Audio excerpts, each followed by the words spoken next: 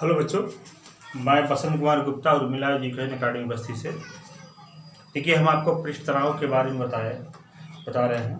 और कल मैंने बता दिया था कि कांच की नली में अगर जल डाल दिया जाए तो जल का जो ऊपरी तल होता है वो अवतल हो जाता है, जबकि उसी कांच की नली में अगर पारा डाल दिया जाए तो उसका तल क्या होता है, समतल उत्तल होता है।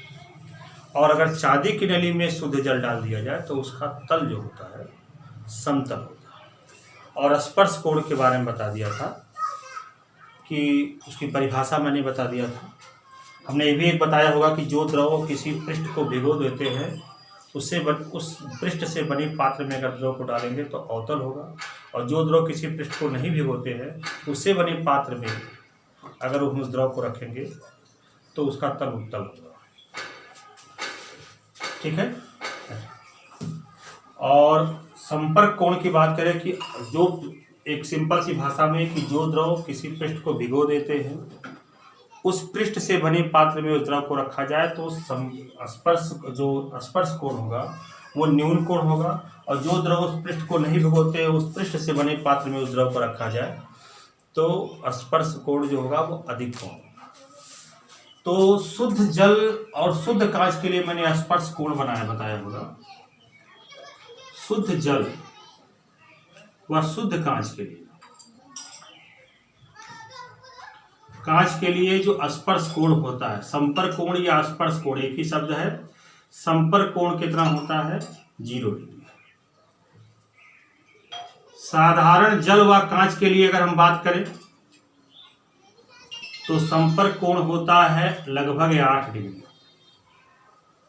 पारे और कांच की बात करेंगे, पारे व कांच की बात करेंगे के लिए संपर्क कोण होता है 135 डिग्री, और चांदी व जल के लिए संपर्क कोण होता है 90 डिग्री। इसको याद रखिएगा, ये जरूरी चीज है। ठीक है। अब इसके बाद आगे जो टॉपिक पर जो हम आगे चलते हैं उसके बारे में चर्चा करते हैं। अब आता है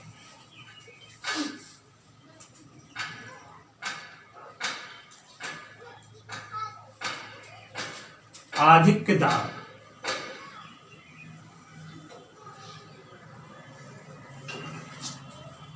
आधिक्य दाब, एक्सेस प्रेशर, ये क्या होता है? जैसे यदि किसी द्रव का तल समतल है, यदि किसी द्रव का तल क्या है, समतल है, ध्यान दीजिएगा। यदि किसी द्रव का तल समतल है तो द्रव के ठीक ऊपर वही दाब होगा। द्रव के ठीक ऊपर कौन सा दाब होगा, वायुमंडलीय दाब, वायु का दाब, जिसे कहते हैं वायुमंडलीय दाब। और द्रव के ठीक नीचे जो दाब होगा वो दोनों दाब आपस में क्या होंगे, बराबर होंगे। यानी अगर किसी द्रव का तल समतल है तो द्रव के ठीक ऊपर दाब और द्रव के ठीक नीचे दाब, दोनों दाब आपस में क्या होते हैं, बराबर होते हैं। परंतु यदि किसी द्रव का तल उत्तल है, ध्यान दीजिएगा, द्रव का जो तल है वो कैसा है, अवतल है, मान लीजिए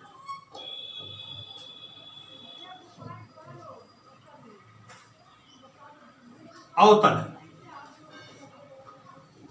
तो किसी द्रव का तल क्या है, अवतल है। तो ध्यान दीजिएगा, तो इस स्थिति में द्रव के ठीक नीचे का दाब, द्रव के ठीक ऊपर का दाब और द्रव के ठीक नीचे के दाब, दोनों के दाबों में अंतर होगा।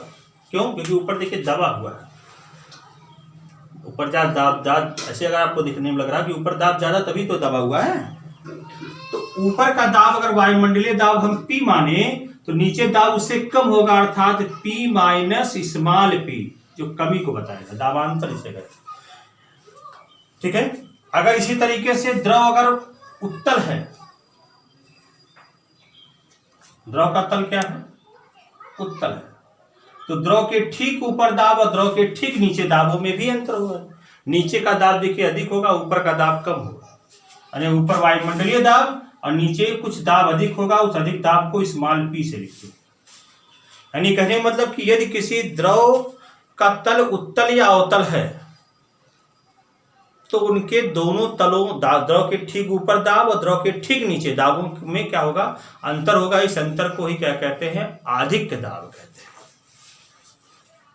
प्रयोगों द्वारा देखा गया है कि अवतल पार्श्व, पार्श्व माने भाग होता है, आप देखेंगे कि ये आपका अवतल है, तो यहां से देखेंगे जब आप, तो ये अवतल पार्श्व है,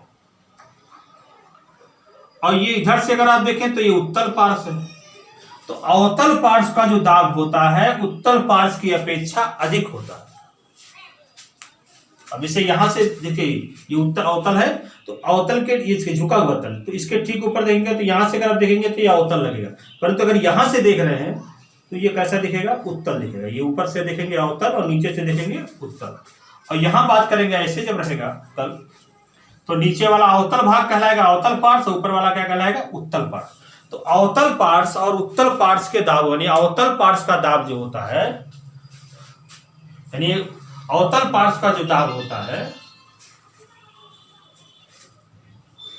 अवतल पार्श्व का जो दाब होता है वो उत्तल पार्श्व की अपेक्षा जो होता है वो अधिक होता है। दाबों के इस अंतर को क्या कहते हैं, आधिक्य दाब कहते हैं। और आधिक्य दाब को लिखते हैं स्मॉल पी। अधिक दाब क्या किससे लिखते हैं, स्मॉल पी से लिखते हैं। अब हमको करना क्या है, अधिक दाब के लिए व्यंजक बताना है। क्या करना है, अधिक दाब के लिए आपको क्या करना है, व्यंजक बताना है। अधिक दाब के लिए आपको क्या करना है, व्यंजक बताना है। तो कैसे करेंगे, तो पहले आपको आकृतियां हैं उनकी अधिक दाब के लिए व्यंजक बताना है। इसको सिद्ध करके देखिए, दाबों का जो अंतर होता है, मैंने ये बताया ना कि अवतल पार्श्व का जो दाब होता है उत्तल पार्श्व की अपेक्षा अधिक होता है। दाबों के इस अंतर को क्या कहते हैं, अधिक दाब कहते हैं। और अधिक दाब जो होता है P, वो होता है 2T/R, जहां T क्या होता है, उस द्रव का पृष्ठ तनाव, और R होता है उस वक्राकार अवतल या उत्तल भाग का की त्रिज्या। तो उस वक्राकार भाग की क्या होती है, त्रिज्या होती है। क्लियर हो गया। अब इसको हम सिद्ध करके दिखाते हैं। तो पहले आते हैं द्रव की बूंद के भीतर अधिक दाब के लिए व्यंजक प्राप्त करना। द्रव की कोई बूंद है गोलाकार, उसके भीतर अधिक दाब के लिए व्यंजक बताना है। मान लीजिए द्रव की कोई बूंद है, इसके अधिक दाब के लिए व्यंजक बताना है। ये बड़ा इंपॉर्टेंट है, इसका डेरिवेशन बड़ा इंपॉर्टेंट है। द्रव की मान लीजिए कोई बूंद है, ध्यान दीजिएगा, द्रव की मान लीजिए कोई बूंद है, इस बूंद की त्रिज्या क्या है, कैपिटल R है। ये केंद्र आपका हो गया, इस बूंद की त्रिज्या कितनी है, कैपिटल R।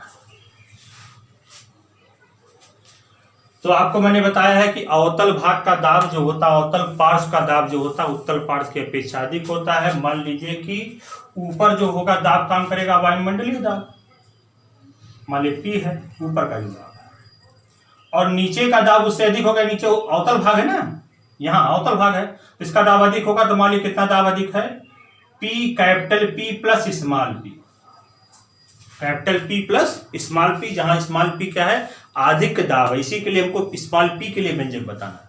तो नीचे दाब अधिक है, ऊपर का दाब कम है, तो नीचे का दाब अधिक होने के कारण ये द्रव क्या होगा, विस्थापित होगा। मान लीजिए कि अधिक दाब जो है इस द्रव को, इस बूंद को डेल्टा R दूरी विस्थापित करता है। कितनी दूरी विस्थापित करता है, डेल्टा R, जहां डेल्टा R जो है लेस देन कैपिटल R। मान लीजिए सूक्ष्म दूरी डेल्टा R विस्थापित करता है। आ गया समझ में सबको। तब अधिक दाब द्वारा किया गया कार्य, इस विस्थापन में किया गया कार्य, अधिक दाब द्वारा किया गया कार्य। तो कार्य कैसे निकालते हैं, बल गुणे विस्थापन, बल मान लीजिए F, कितना विस्थापित हुआ, डेल्टा। अब बल को क्या लिख सकते हैं, देखिए आपको दाब की परिभाषा पढ़ाएंगे। दाब बराबर होता है बल बटे क्षेत्रफल। तो बल बराबर क्या हो जाएगा, क्षेत्रफल, दाब गुणे क्षेत्रफल। ये आगे आपको पढ़ाया भी जाएगा। तो F के स्थान पे क्या लिख सकते हैं, P into A into delta. या P इंटू डेल्टा ए क्या है, गोले का, इस बूंद का क्षेत्रफल। अब बूंद गोलाकार है, बूंद का क्षेत्रफल जानते होंगे, गोले का क्षेत्रफल क्या हो जाएगा 4 pi capital R square into कितना हो जाएगा डेल्टा। इसको समीकरण ए लिख दीजिए। आ गया। अब बूंद देखने, बूंद का प्रारंभिक क्षेत्रफल निकालो, बूंद का प्रारंभिक क्षेत्रफल, प्रारंभिक क्षेत्रफल कैपिटल ए मान लो, तो क्या हो जाएगा 4 पाई कैपिटल R स्क्वायर। बूंद का अंतिम क्षेत्रफल,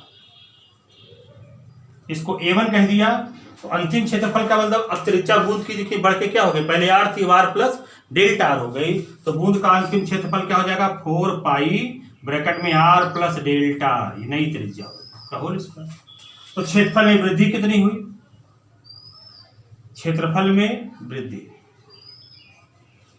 डेल्टा ए बराबर क्या हो जाएगा A1 माइनस ए, क्या हो जाएगा A1 माइनस ए हो जाएगा। अब मान रख दीजिए डेल्टा ए बराबर कितना हो जाएगा, A1 का मान कितना है 4 pi capital R plus delta R का whole square minus 4 pi capital R square. Delta A बराबर क्या हो जाएगा 4 पाई कॉमन निकाल लीजिए और इसका a प्लस बी का होल स्क्वायर लगाइए, तो क्या हो जाएगा R square plus delta R square, समझ आ गया, plus 2R into delta R। ये हमने इसका ब्रैकेट तोड़ दिया, माइनस 4 पाई बाहर निकल गया कैपिटल R स्क्वायर, तो कैपिटल R स्क्वायर से कैपिटल R स्क्वायर कट गया। अब चूंकि आप देखेंगे डेल्टा R बहुत छोटी राशि, यहां देखिए delta R less than small capital R, यानी डेल्टा R बहुत छोटी राशि है, तो डेल्टा R का स्क्वायर करेंगे तो और भी छोटा, जैसे R का मान 0.01 है, डेल्टा R का मान 0.01 है, 0.01, तो अगर उसका स्क्वायर करेंगे 0.0001 आ जाएगा, यानी और छोटा हो जाएगा। तो चूंकि डेल्टा R बहुत छोटी राशि है इसलिए डेल्टा R स्क्वायर और छोटी होगी, इसलिए इसको हम क्या मान सकते हैं, नगण्य मान सकते हैं। तब डेल्टा ए का मान क्या हो जाएगा 4 पाई इंटू, इसको नगण्य मान लिया तो बचेगा क्या 2R इंटू डेल्टा, या डेल्टा ए बराबर हो जाएगा आपका 8 पाई R इंटू डेल्टा। ये समझ में आएगा, क्षेत्रफल में वृद्धि निकल गया। और जो क्षेत्रफल में वृद्धि निकल गया तब पृष्ठ किया गया, पृष्ठ की ऊर्जा में व्यय कितना होगा, पृष्ठ ऊर्जा कितनी हो जाएगी, द्रव की व्यय पृष्ठ ऊर्जा, यानी क्या हो जाएगा पृष्ठ ऊर्जा व्यय निकाल लीजिए। पृष्ठ ऊर्जा व्यय पढ़े होंगे, मैंने बताया होगा, तो T इंटू डेल्टा ए पढ़ाए होंगे ना, किया गया का या पृष्ठ, ठीक है, पृष्ठ ऊर्जा अंतर। तो T, जहां T द्रव का पृष्ठ तनाव है, T क्या है उस द्रव का पृष्ठ तनाव है, T जो है उस द्रव का पृष्ठ तनाव है। अब डेल्टा ए का मान रख दीजिए, तो T इंटू डेल्टा ए का मान रखेंगे तो 8 पाई R इंटू डेल्टा। अब देखिए जो अधिक दाब होगा वो बूंद को फैलाने का प्रयास करेगा, ध्यान दीजिएगा। अब पृष्ठ तनाव क्या करेगा, उसको सिकोड़ने का प्रयास करेगा।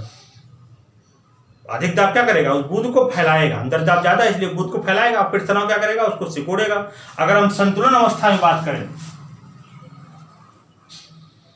संतुलन अवस्था में बात करें तो दोनों बल आपस में क्या होंगे, यानी अधिक दाब द्वारा किया गया कार्य और पृष्ठ तनाव द्वारा किया गया कार्य या पृष्ठ ऊर्जा में जो कमी होगी वो दोनों आपस में क्या होंगे, बराबर होंगे। अर्थात P इंटू 4 पाई R square into delta R बराबर क्या हो जाएगा, इस चीज को इधर लिख देते हैं। संतुलन अवस्था में क्या हो जाएगा, यहां लिख देते हैं। संतुलन अवस्था में दोनों आपस में बराबर होंगे, अर्थात P into 4 pi capital R square into delta R बराबर क्या हो जाएगा T इंटू 8 पाई R इंटू डेल्टा। अब देखिए डेल्टा R से डेल्टा R कट गया, पाई से पाई कट गया और 1 R से 1 R कट जाएगा और 4 दूनी 8 हो जाएगा। तो क्या बचेगा, 1 R बचेगा, P इंटू R बराबर 2T हो जाएगा, या P बराबर क्या हो जाएगा 2T बाई कैपिटल।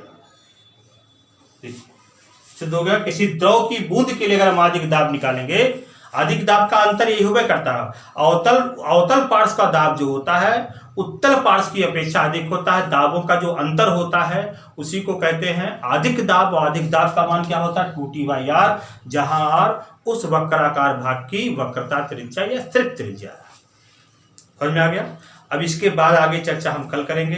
कल हम बताएंगे कि वायु के बुलबुले के भीतर, अगर वायु का कोई बुलबुला जल के भीतर बना है तो उसके भीतर अधिक दाब क्या होगा, और साबुन का कोई बुलबुला अगर वायु में बना है तो उसके भीतर अधिक दाब के लिए क्या व्यंजक है।